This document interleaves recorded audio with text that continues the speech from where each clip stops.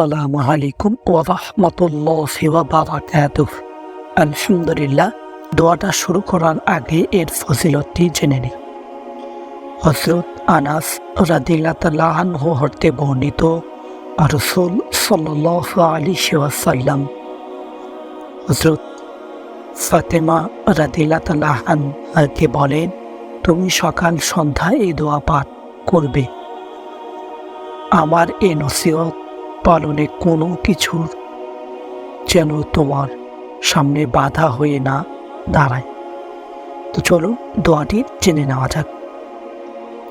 ইয়া high ইয়া কাইয়্যুম, ইয়া কাইয়্যুম, ইয়া হাইয়্যু ইয়া কাইয়্যুম, ইয়া কাইয়্যুম বিরহমাতিকা আস্তাগীথু أستغيث أصلح لي شأني كله